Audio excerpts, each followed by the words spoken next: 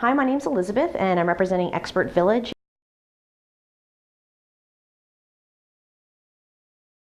And what I was going to talk about today is possibly the reasons you don't want to own a sugar glider.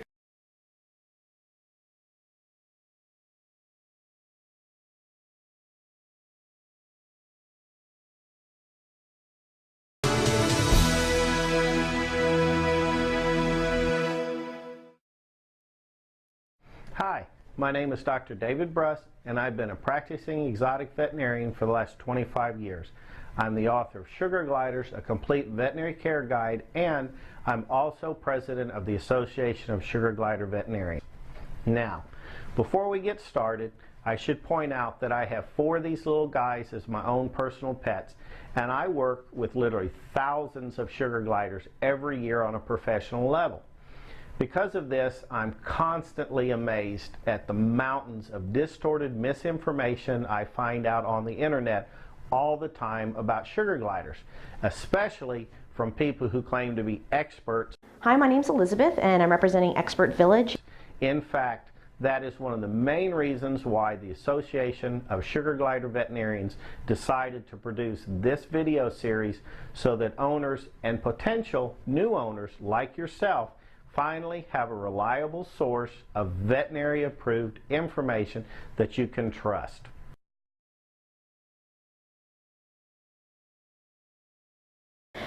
Sugar gliders are very difficult to take care of. Here's the bottom line. Despite what many internet chat rooms and websites like to claim, sugar gliders are not any more or any less difficult to care for than most other house pets. In fact, on balance, I would have to say they're actually one of the lowest maintenance companion type pets a person can own. Fortunately, spending time with these little guys is pretty easy because, like I said, most of the time they just want to hang out in one of your pockets and take a nap. In fact, my own practice, I usually have at least one of them in my pockets all day. I never have to worry about them jumping off me, and lots of times I forget they're even there. Now, you don't have to spend anywhere near that much time with them, but you just need to be aware that going into this, they really thrive on love and affection. First, let's talk about biting. They can bite and very sharp teeth. They will bite you if you try and restrain them forcefully. This is really kind of a non-issue with sugar gliders because while they are capable of biting, they rarely do so unless they're untrained, scared, or being hurt. In other words, they're pretty much like any other pet. Most of the time, if someone does get a little nip, it's either by a young baby or an older adult that has never been properly trained or bonded to people. Now, the good thing about sugar gliders in this regard is that their teeth really aren't made to bite down and shear things off like a hamster or gerbil can. Instead, they're actually designed more like tweezers. So in the rare circumstance that one would bite, most of the time it would be just like a firm pinch. Let's talk about going to the bathroom. Upon waking, they will urinate down your arm. They have no ability to be potty trained, and their cage and the surrounding areas are generally coated in urine. It is true that sugar gliders can't technically be potty trained to go in a litter box. However, they are extremely clean and very predictable little animals. So, if you practice the techniques we cover in the potty training video and listen to what their body language is telling you, most of the time they can easily be with you all day long without having a single accident. Like I said, I usually have at least one of these little guys on me all the time, and look what I wear for a living. Now, as far as them being messy or loud, they make a terrible mess when they eat and leave little bits of food within a 2-foot radius of the cage when you feed these guys. These guys will bark in the middle of the night and keep you up if they're in the same room, and possibly keep you up even if they're not. Basically, as long as you do a few simple things to make sure your cage is set up right and you keep your animal healthy, they're pretty much the same as any other pet. And that brings us to the topic of diet. Preparation for food for these guys each night takes anywhere from 5 to 15 minutes.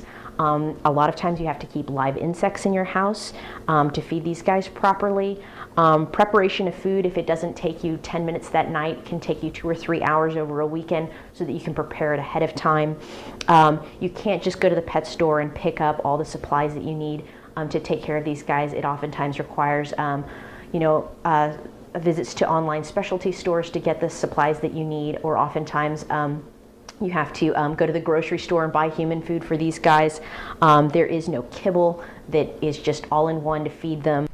The bottom line, though, is that feeding a sugar glider is very similar to feeding other pets, like cats and dogs. A quality, balanced diet should contain 75% pellet food, 25% fruits and vegetables, and a multivitamin that's sprinkled on their food every other day.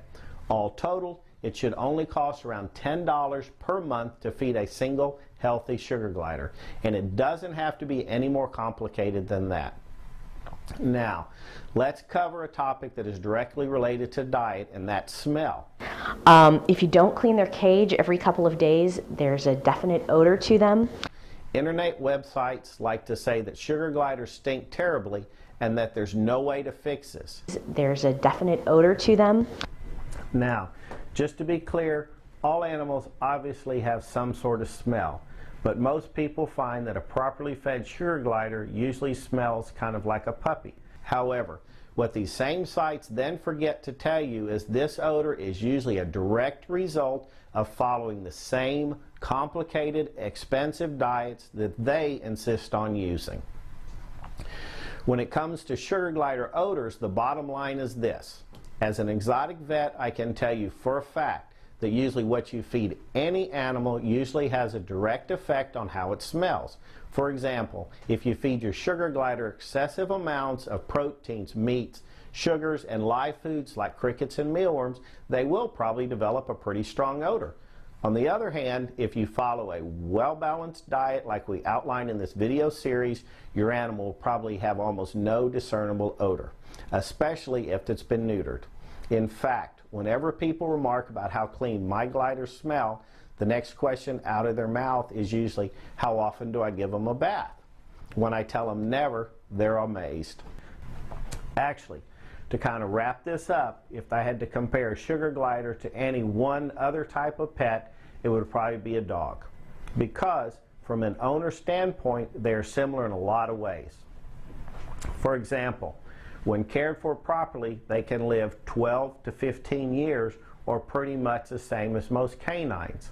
Also, like a lot of dogs, sugar gliders love to play and spend time with their owners. They are also surprisingly intelligent, especially for their size, and a well-trained glider can easily recognize their owners and can even do tricks like jumping to them when called. Now, on the flip side, sugar gliders tend to be a lot less expensive than most dogs, in that it only costs about $10 a month to feed one, and they don't require vaccinations or ongoing preventatives for things like heartworms. They get lonely, they jump around and can get into all sorts of trouble into your house. They don't get along well with other animals. They're cute, they're cuddly, they're very exotic, but they're also incredibly difficult to care for. So do think twice before just picking one of these guys up at your local pet store. Go visit somebody that has a sugar glider first and experience their daily life, and then decide if this is an animal that you really want.